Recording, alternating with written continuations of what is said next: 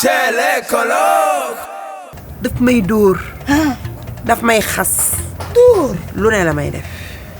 kii xam nga kii toppatoo jigéen xam nga kii moomul toppatoo jabaaram est-ce que xam nga loolu est-ce que xam nga kii daa door jabaaram. looy xam jigéen kenn du ko laal lu sa yoon.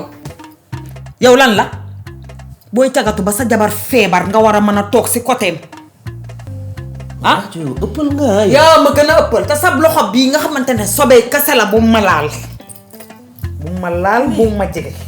ndax sobee kase nga bu ma laal bu ma jege. waaye kan ngay waxal ay yow mi yaa demoon si jigéen ñi sobee nga kay sobee kase nga. ah comme ko yoon nga dépôt dama bëggoon nga jox ma 7 mètres percale waaw ma fay la xam naa ne yow moom doo ma laaj certificat de décès. waa Doucouré ki gaañu sa lan la. ku ma jege la.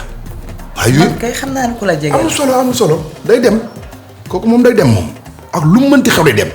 parce que Mbathio ngi nii mënul nekk ci jàmm man mënumaa nekk ci jàmm kenn mënul nekk ci jàmm. léegi day nekk fii nag du ñu dóor ak affaire yooyu noonu waaye. sonn ñu. déggoo li ma la. yéen gisagu leen dara nga naan ay ndax dafay nekk fii di leen dóor.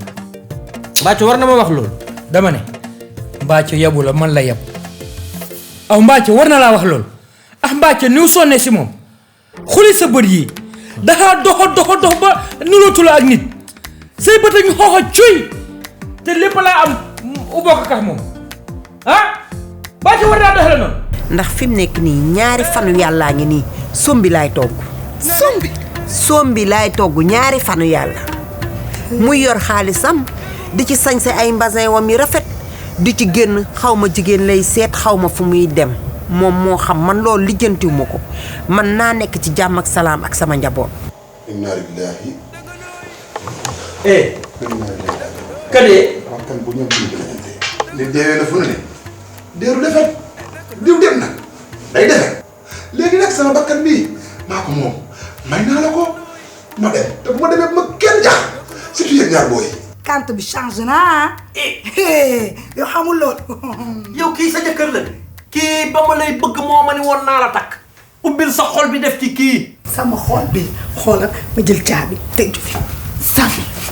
ah loolu nga koy fayee. questo che faccio si. chez les colocs. Une série chez les colocs, mardi sur la Sen TV et sur la chaîne YouTube de Cristal Vision.